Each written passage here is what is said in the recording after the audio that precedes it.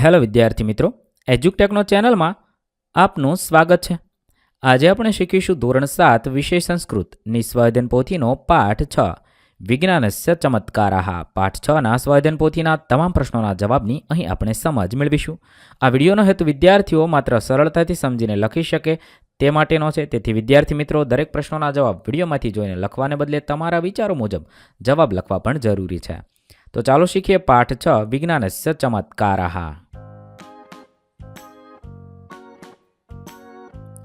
સૌપ્રથમ પ્રશ્ન નંબર 1, નીચે આપેલા ફકરાનું અનુલેખન કરવાનું છે।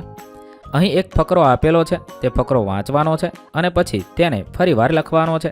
એકસ્મિન વને શૃગાલઃ વસતિ બકઃ અપી તસ્મિને વને વસતિ તયો મિત્રતા એકદા શૃગાલઃ બકમ અવદત મિત્ર સ્વ મમ ગૃહે ભોજનાર્થ આગચ્છેતુ શૃગાલસ્ય નિમંત્રણ બકઃ પ્રસન્નઃ ભવત।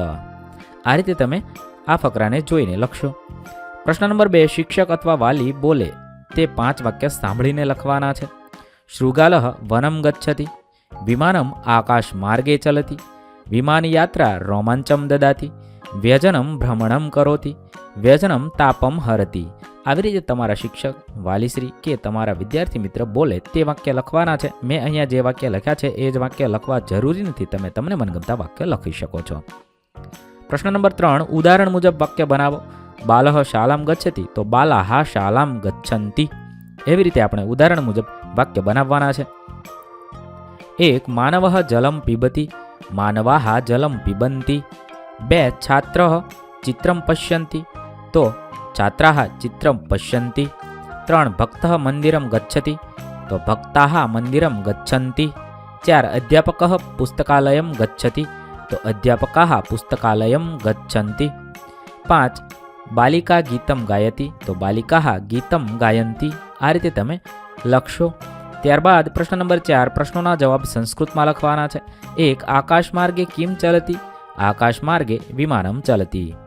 2, જનાઃ કેન માધ્યમેન પરસ્પરમ વાર્તાલાપમ કુર્વન્તિ જનાઃ ભ્રમણભાષ માધ્યમેન પરસ્પરમ વાર્તાલાપમ કુર્વન્તિ।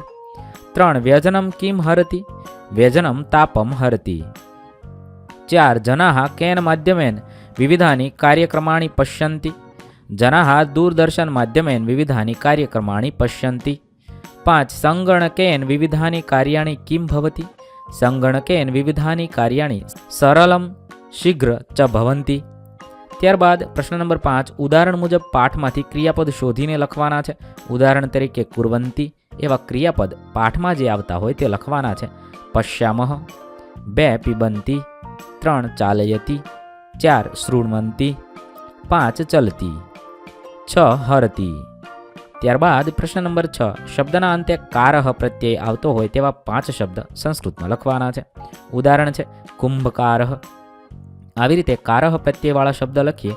1, ભુવાનાકાર, વૃત્તાકાર, ગોલાકાર, નમસ્કાર, ઇતિહાસકાર। ત્યારબાદ પ્રશ્ન નંબર 7, 4 ઉપકરણોના નામ સંસ્કૃતમાં લખવાના છે।